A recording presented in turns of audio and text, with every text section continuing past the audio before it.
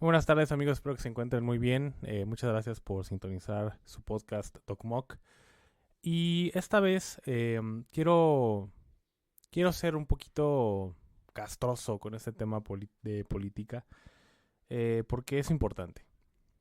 Es importante, me parece que hablar de política, porque finalmente la política está incrustada en todos los tópicos que ustedes se puedan imaginar. ¿No? Desde la salud, desde la seguridad, desde la educación y todo lo que tiene que ver con planos importantes de cada nación, pues ahí está la política. Y creo que, al menos en México, esta situación de política está un poco tensa actualmente. Al menos para algunos, no tanto para otros. Hablo más en lo personal. Porque bueno, hemos tenido el fin de semana nuestro derecho a ejercer el voto y pues bueno, realmente, al menos yo desde mi perspectiva, no había ningún candidato realmente que sobresaliera, o que a lo mejor yo me identificara con la ideología con la que yo manejo. Eh, pero bueno, finalmente se tiene que votar y pues todavía con este argumento de, bueno, pues es lo que hay, ¿no? Y es lamentable porque finalmente, pues sería, lo ideal sería que al menos uno de los tres tuvieran ideas a lo mejor distintas, buenas, pero que a lo mejor no concordamos, pero finalmente sí a lo mejor alguien quien seguir o a quien poder votar. Y fue muy complicado, al menos en lo personal, votar por alguien, porque realmente todos se me hacían lo mismo. Y son lo mismo, finalmente.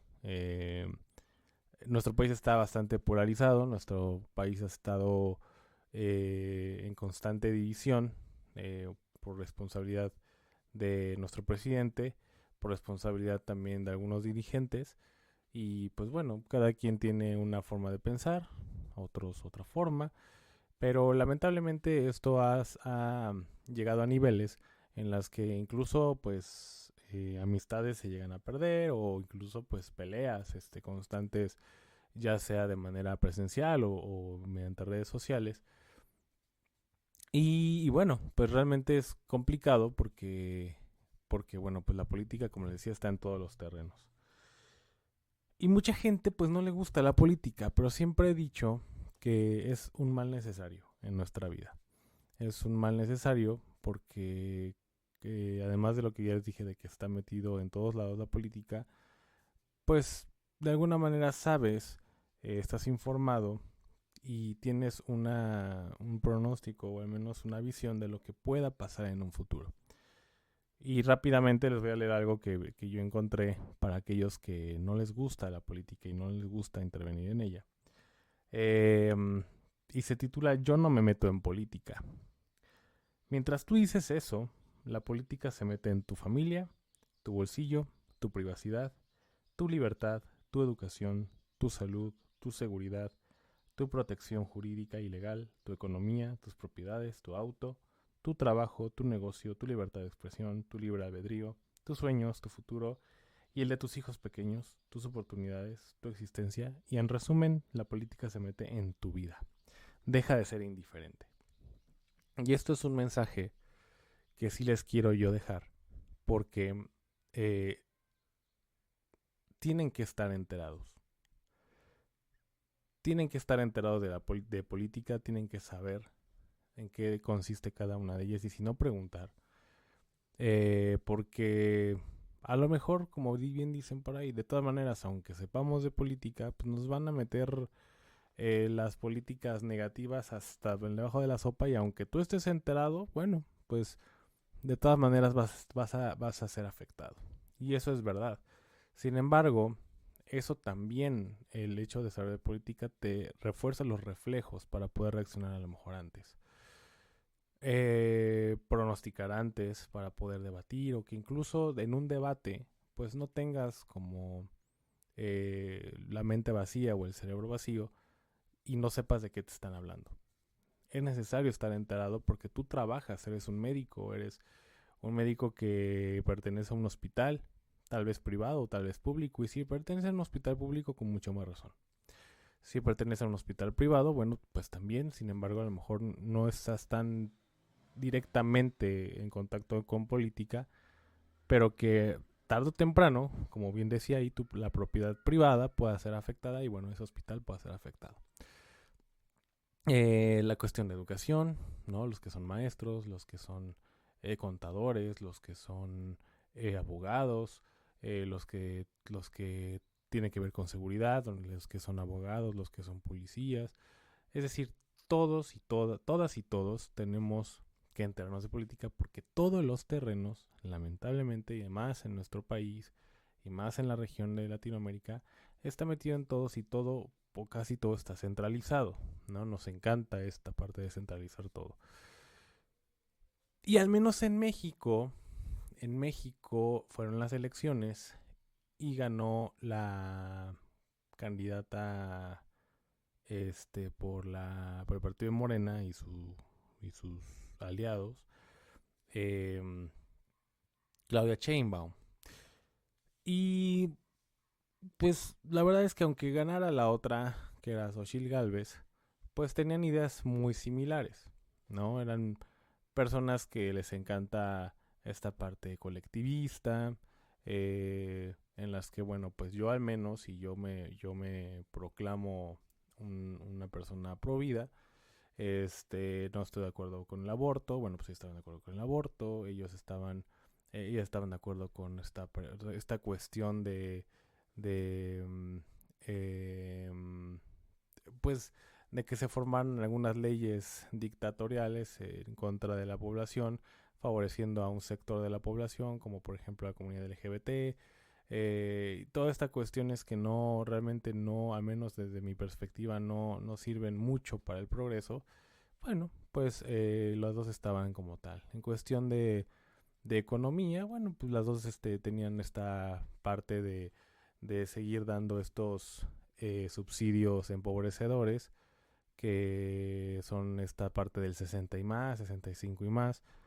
Y no digo que ayudar a los ancianos o a los viejitos que de verdad lo necesitan y que no tienen ninguna oportunidad y que no tienen ninguna familia.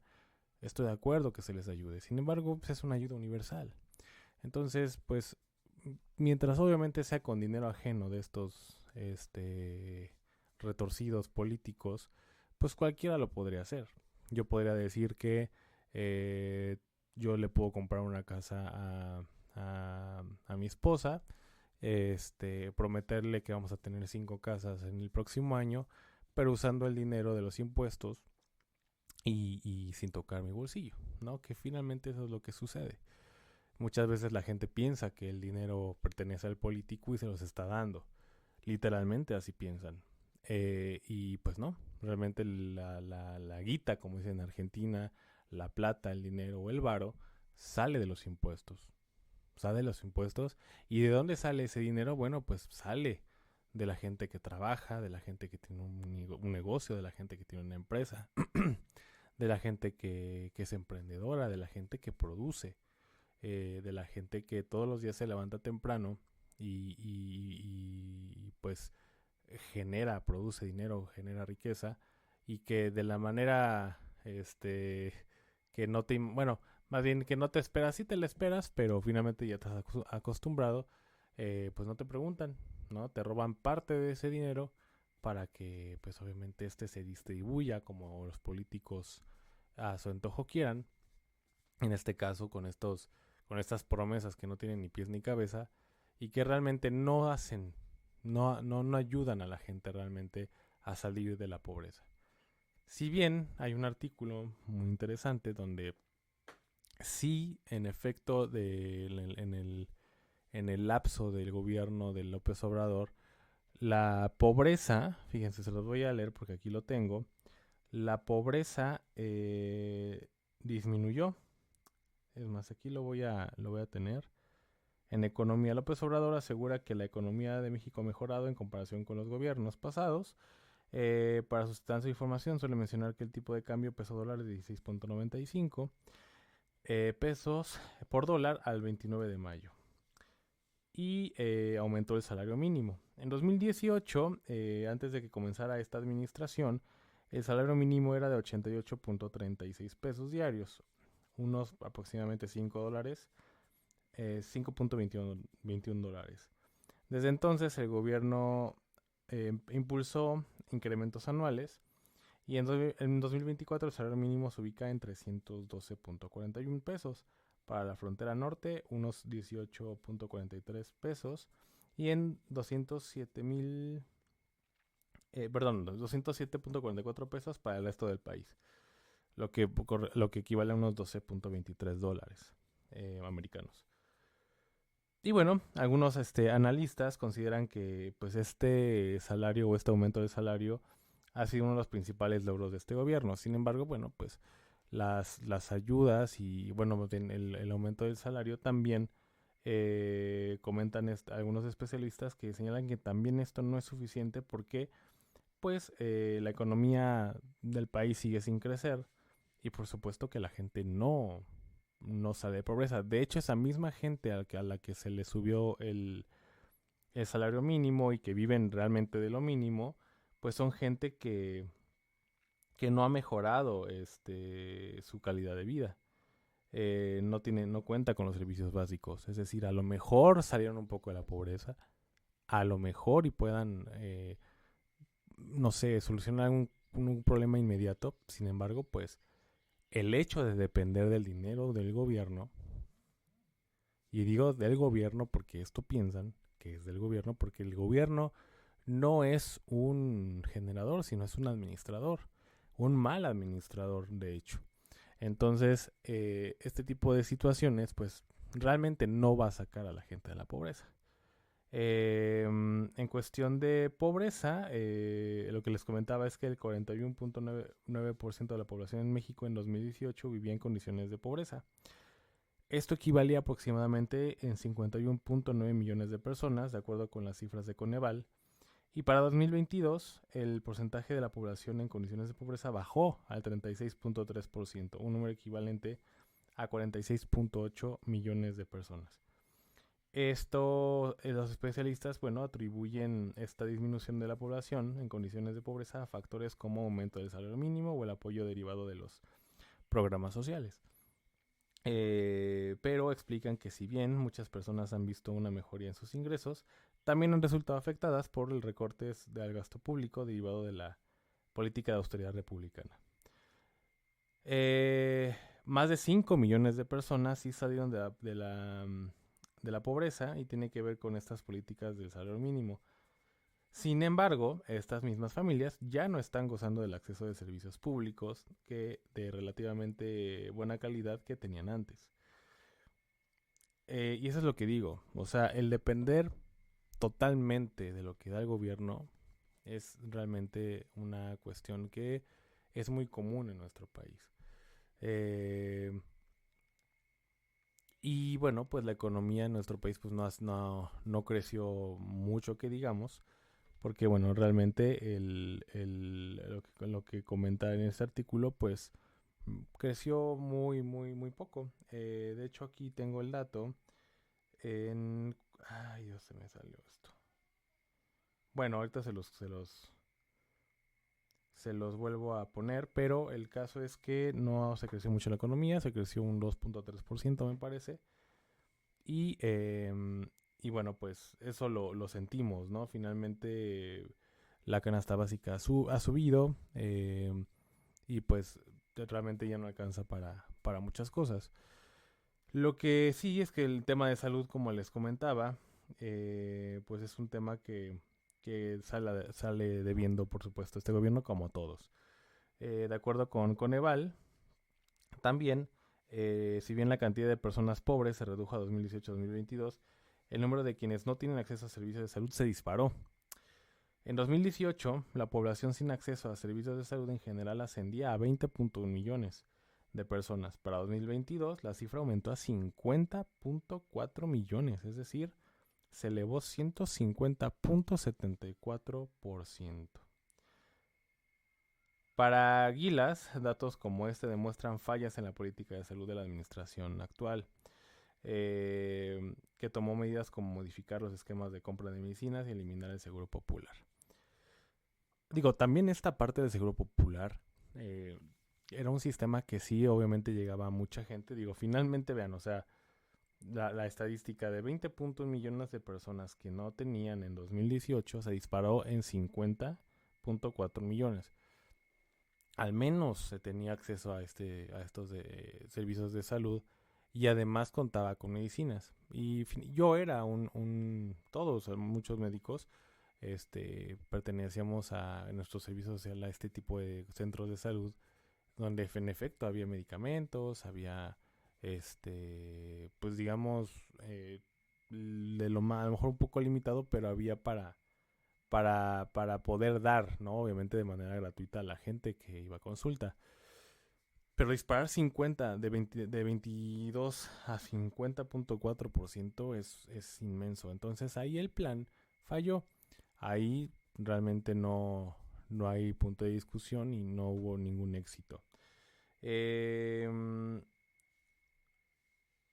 Pues ahora en este estudio, espérame, bueno, la otra cuestión es Seguro Popular, una instancia que atendía a quienes no tienen seguridad social y que fue reemplazada primero por el Instituto de Salud para el Bienestar y después por el IMSS Bienestar. Bueno, Gilas dice que los mecanismos de sustitución que se intentaron en un primer o segundo momento no han funcionado y siguen sin funcionar. Al respecto, una comisión independiente de expertos publicó 30 de abril un informe en el que indicó que las 800.000 muertes en excesos causadas por COVID-19 en México, 300.000 se debieron a la gestión deficiente del gobierno. Días después, el 6 de mayo, López Obrador descalificó el documento. Ese estudio, entre comillas, se hizo a modo, comenta, para perjudicarnos, para demostrar ineficiencia en el gobierno en un caso tan triste, tan lamentable como la pérdida de vidas de miles de mexicanos. Nosotros tenemos una conciencia tranquila y bla, bla, bla, ¿no? Toda esta parte del observador que ya sabemos que es un mitómano profesional. Y bueno, en cuestión de corrupción, a lo largo de su carrera la política como jefe de gobierno de la capital mexicana, líder opositor y candidato, López Obrador hizo el combate a la corrupción en una de sus banderas. Esto se repitió cuando llegó a la presidencia, el 1 de diciembre de 2018. Su primer discurso como mandatario dedicó al tema 4 de sus 100 compromisos de gobierno. A casi 6 años de ello, las cifras oficiales indican una mejora relativa en este rubro en 2019.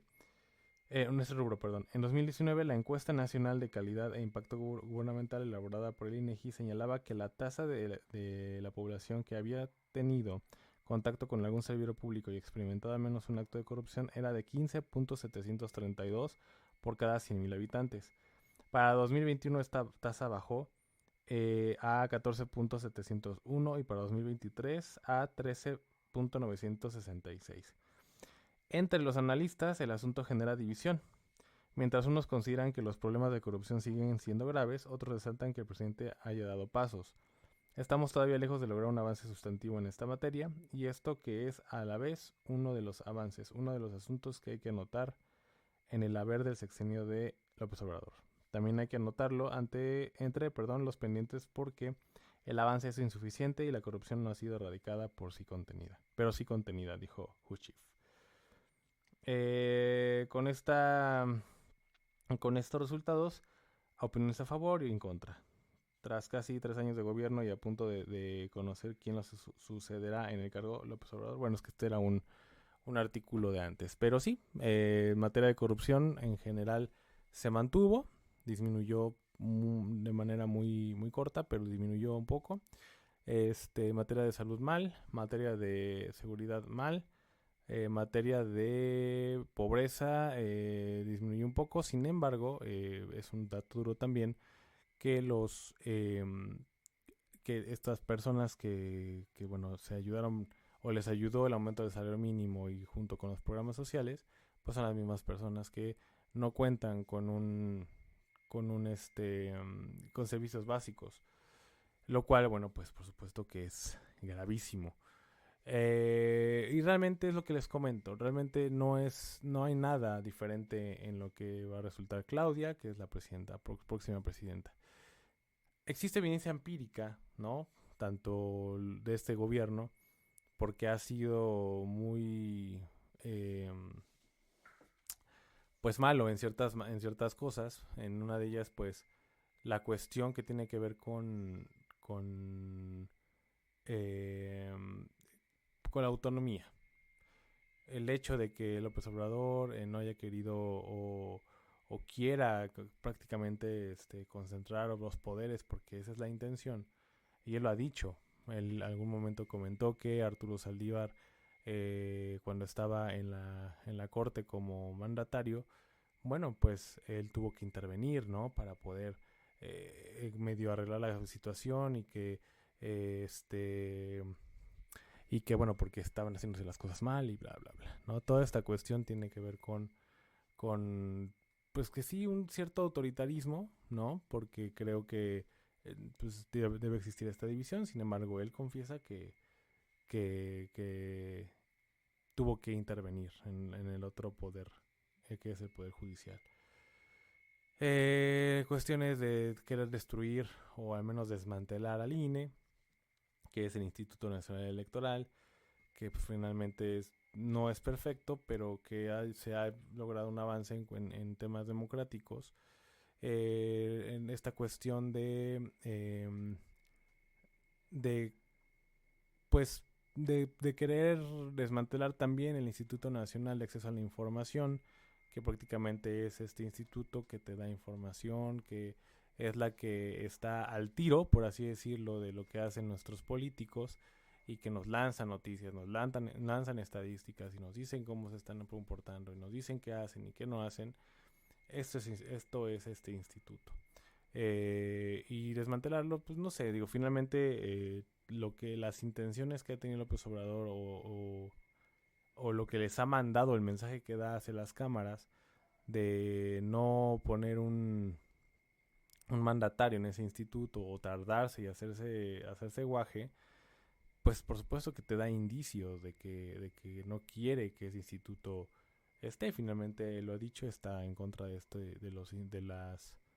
de las instituciones, y que no está de acuerdo con las instituciones, y pues obviamente lo que no quiere es el contrapeso, lo que no quiere es que hablen mal de él o que lo tengan vigilado de alguna manera. Y pues podría seguir, y realmente la que haya ganado nuevamente Morena, pues realmente no es alentador. No es alentador, no es una no se ve un escenario positivo para el país por la evidencia empírica con la que al menos yo me doy cuenta que hay. Eh, el hecho de tener estas reformas para desmantelar al INE, la reforma energética, el querer hacer, según ellos, una limpieza en el Poder Judicial, pues obviamente quieren hacer una limpieza, pero a su favor. Quieren controlar el Poder Judicial para que todas sus reformas, cambiar la Constitución, o sea, es decir, todo este tipo de situaciones son las que nos afectan a todos. Y las propuestas que lanza Claudia Sheinbaum, o lo que simplemente dice que es consolidar la cuarta transformación, pues a mí me preocupa. A mí me preocupa. Y realmente son muy pocos los médicos, y en general todos, los que están conscientes de esta situación. Hay otros que dicen, no, ¿cómo creen? No, no, no, hay que informarse, hay que tranquilos. Miren, yo realmente deseo equivocarme. Yo realmente deseo que me digan, fuiste un pendejo, te lo dije, no pasó nada, al contrario, vamos más o menos bien, ahí la llevamos. Yo prefiero eso, de verdad, honestamente yo prefiero eso. Pero no se ve alentador. El hecho de que también a Claudia la felicite Nicolás Maduro, que es un dictador por profesión y presidente entre muchas comillas de Venezuela, como tiene hundida a su gente en la pobreza, Nicolás Maduro, bueno, es una cuestión que dices, algo no anda bien. Que te felicite el presidente de Cuba, Díaz-Canel, que también tienen hundida a Cuba desde 1960 y tantos, 69 me parece, y de ahí para acá Cuba no ha avanzado absolutamente en nada. Al contrario, ¿no? Tenemos lamentablemente a nuestros hermanos cubanos que se escapan, lo hemos visto. Lo hemos visto cuando van a hacer a competir en alguna cuestión deportiva o lo que sea. Ni compiten, se escapan y se van. Porque ese país no tiene ni pies ni cabeza de futuro. Las ideas socialistas, las ideas que han generado la pobreza y que hay evidencia empírica y que no existe y eso no funciona, ese tipo de estrategias no ha funcionado en ningún país, ni en Venezuela, ni en Cuba, ni en Nicaragua, ni en Corea del Norte, ni en la Bulgaria comunista, ni en actualmente en Colombia, ni no, ni en la gran potencia que tanto admiran de la URSS, ¿no? La Unión Soviética. Ninguna de estas ha funcionado. Al contrario, ha habido muchos muertos, ha habido pobreza, ha habido sufrimiento. Y eso es lo que yo al menos sí pronostico para México. México es un gran país y tengo la esperanza de que al menos por pertenecer a la cuestión del de Tratado de Libre Comercio con Canadá y Estados Unidos, tengo esa esperanza de que tal vez no sea tan grave. Sin embargo, por la cuestión que yo veo, que yo noto, pues la verdad es que no se ve nada alentador.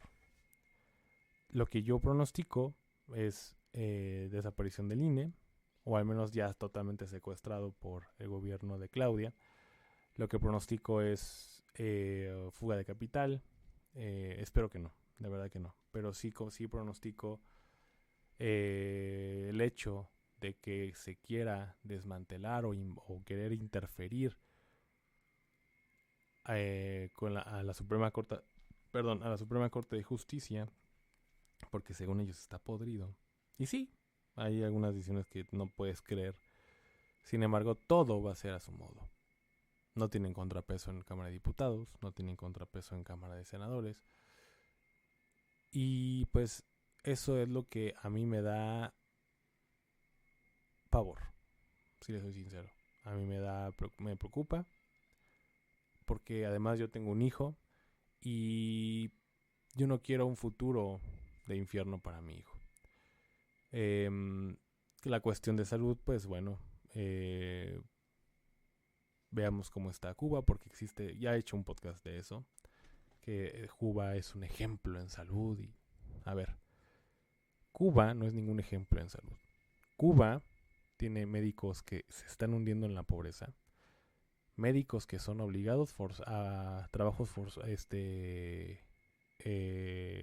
inhumanos, forzosos, a estar visitando casas para los pacientes y mantenerlos vigilados. Se escucha muy bonito, ¿no? Que un médico te vigile y te diga, oiga señora, no ha asistido a ninguna consulta, necesita ir y hacer este trabajo de campo. Pero ¿saben cuánto gana un médico cubano? ¿Saben cómo viven los médicos cubanos? Son de verdad cuestiones de vida inhumanas y que no se pueden entender. Y que eso esté permitido, además, ¿no? La salud en los hospitales en Cuba son lamentables, no hay medicamentos, se mueren los niños. Y yo también ya hice un podcast de eso. Y que el presidente cubano te felicite, que el presidente de Venezuela te felicite, ya es algo preocupante, ¿no? Ya es algo que no, pues es como si te felicitara un asesino, como si te dieras de la mano de alguien que no tiene ningún tipo de escrúpulo o no tiene ningún tipo de corazón dejar a lo mejor a alguno de su familia sin comer. Imagínense. Muchos a lo mejor no me van a creer, muchos a lo mejor van a pensar que estoy loco. Digo, y espero que lo esté, y espero que no tenga razón. Pero yo pronostico, perdón, miseria en nuestro país.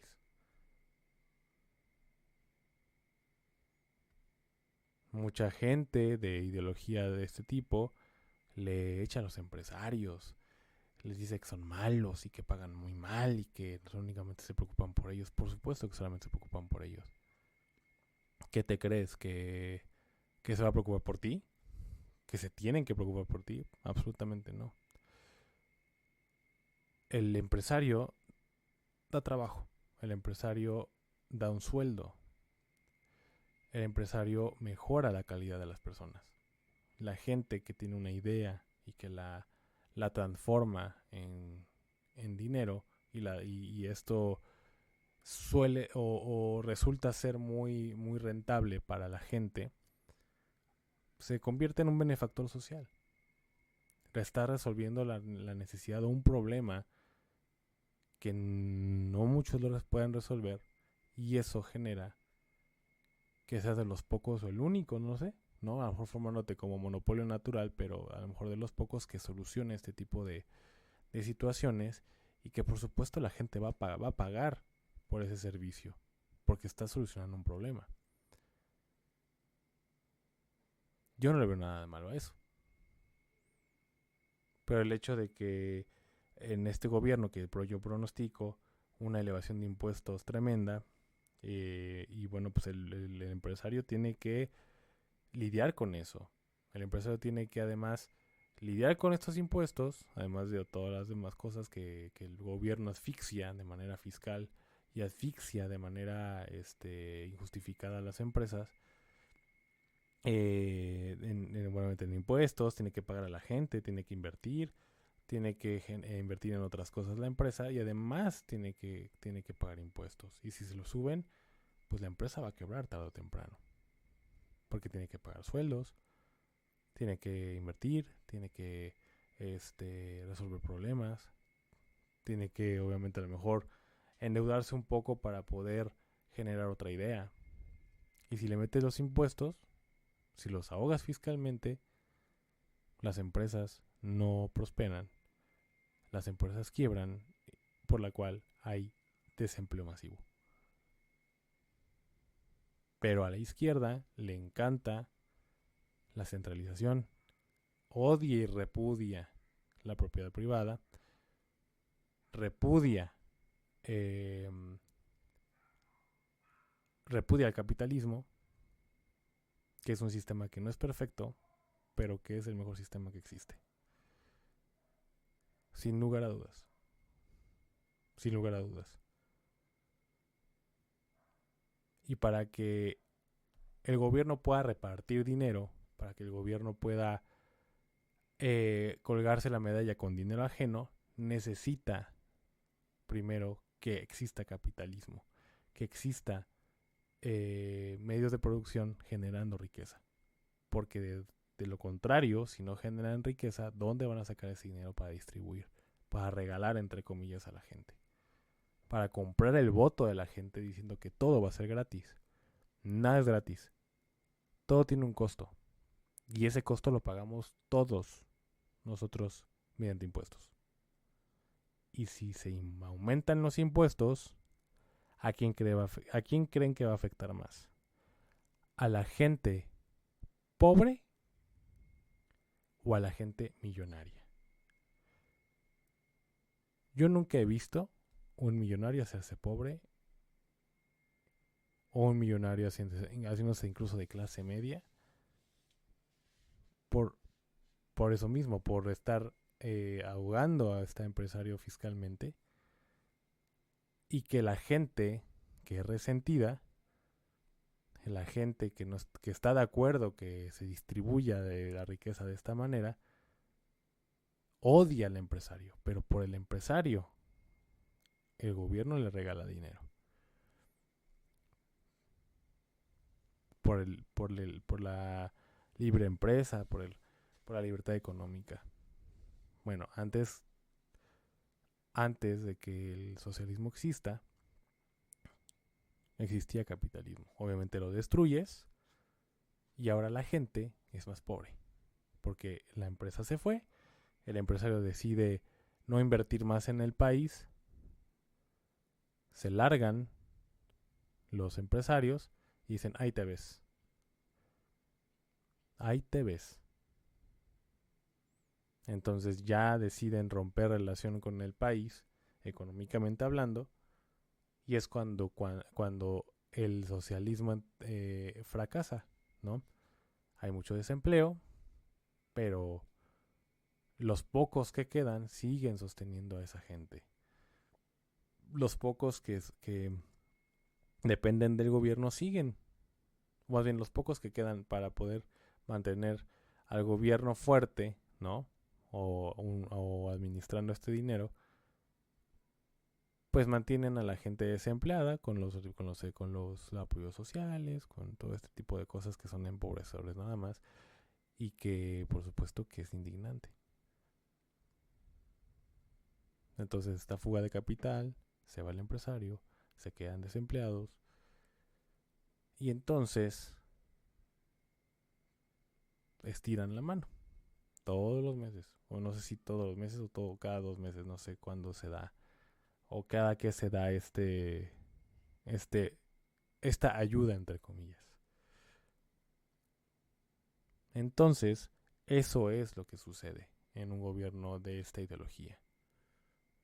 A grandes rasgos y a como por supuesto yo he leído y que yo puedo demostrar con evidencia empírica que así es. Lo mismo pasó en Argentina con Alberto Fernández y el kirchnerismo. Lo mismo está pasando con Nicolás Maduro, antes con Hugo Chávez. Lo mismo pasó o está pasando con Daniel Ortega en Nicaragua. Lo mismo pasó en Corea del Norte. Lo mismo pasó en lo está pasando en Colombia con Petro. Lo mismo pasó en Cuba, por supuesto, con Fidel Castro.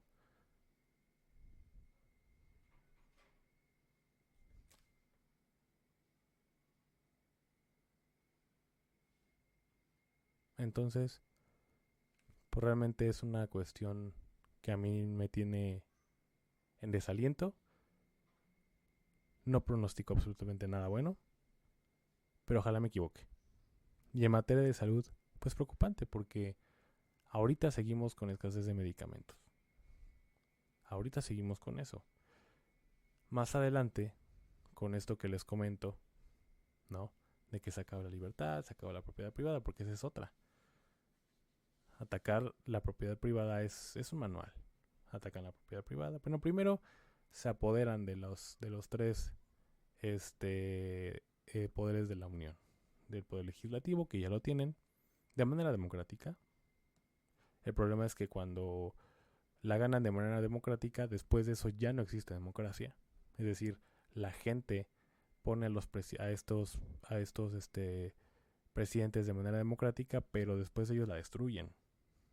Para que obviamente esto no vuelva a suceder o que si ven malos resultados la gente que no está de acuerdo y sabe que no van a votar por ellos, pues destruyen la democracia. Y además de eso, se apoderan del poder judicial, lo cual está pronosticado. Entonces, ese es como el manualito. Ya que tienen a los tres poderes de la Unión, bueno, pues ya destruyeron la economía, ya destruyeron la democracia, se instauran estos guates en el poder, y ya que se instauran en el poder, pues, según, ¿no? Como que hacen esto que hay democracia y además, ¿no? En países mucho más, con un grado alto de socialismo y de esta ideología, pues empiezan a perseguir políticos eh, opositores y a la resiliencia, ¿no? A los que tienen, a lo mejor alzan la voz, pues de repente los desaparecen, de repente amanece muerto, ¿no? O sea, es un manual, es un manualito.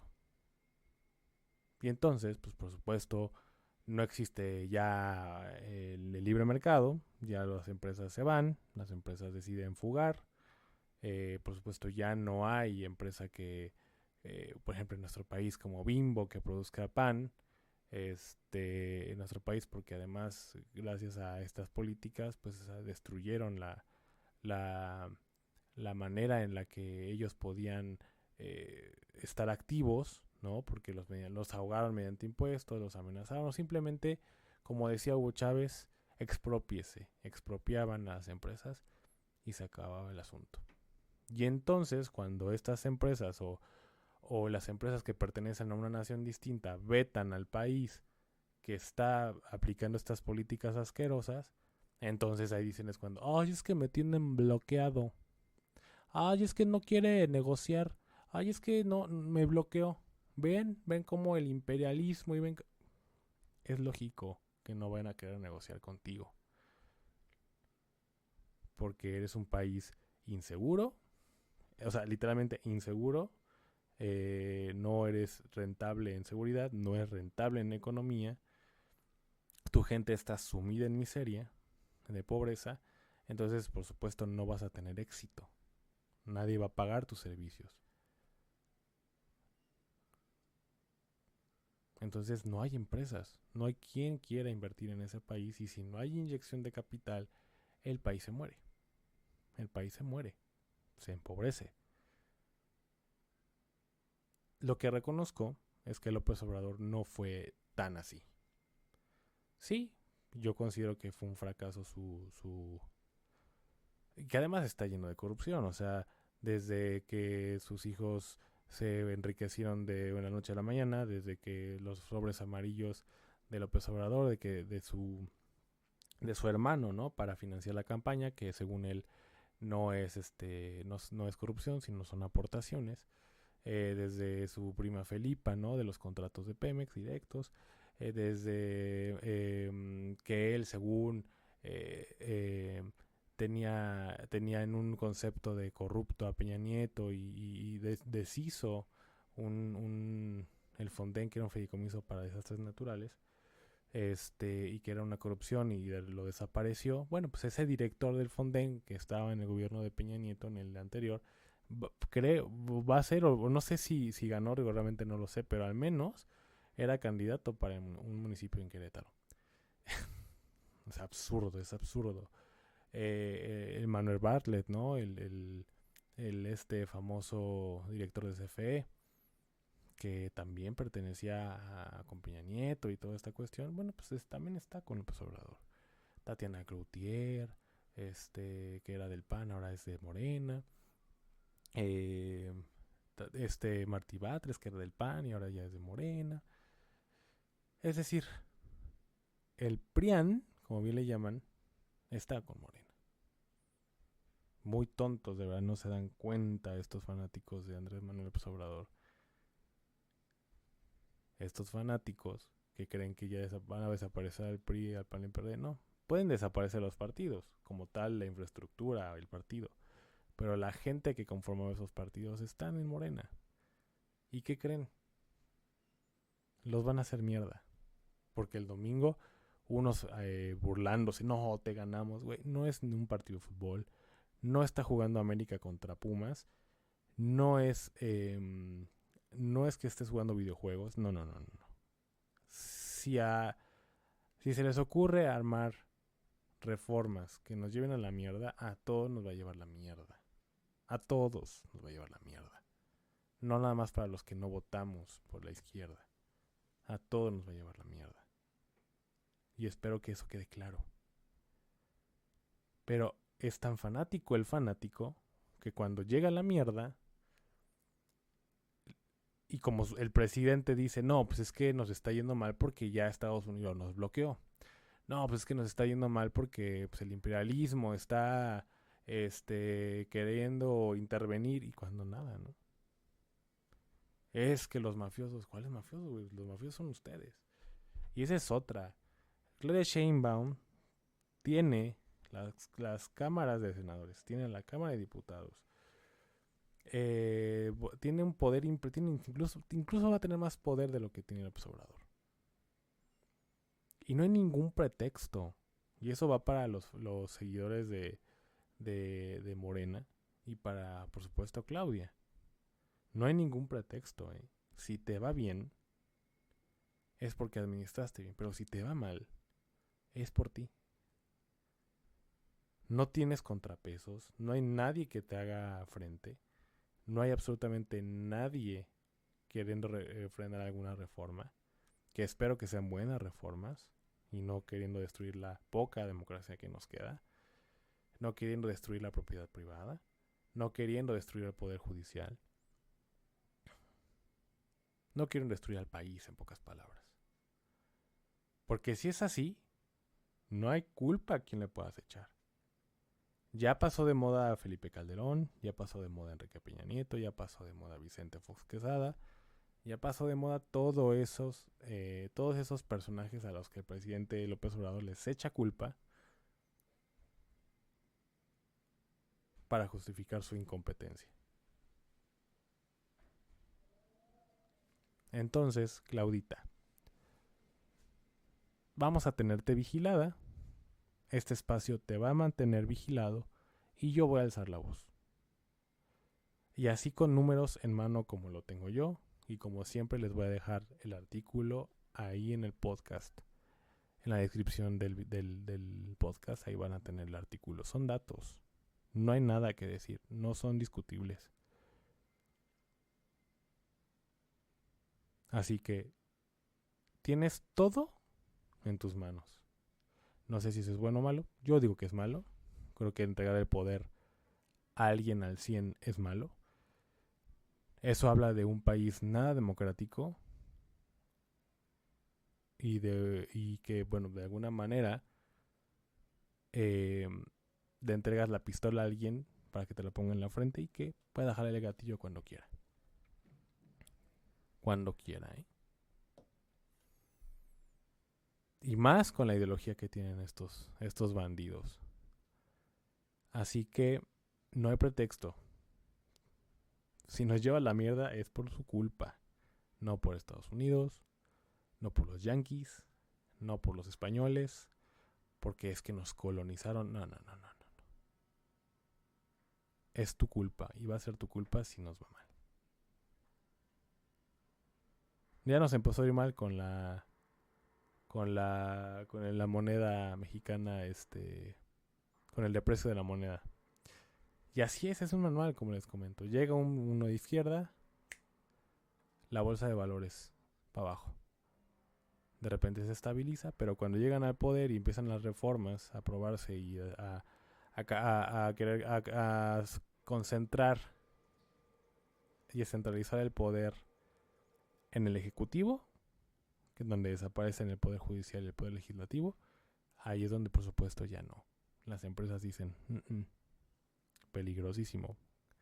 Bandera roja en este país. Así que bueno, espero me equivoque.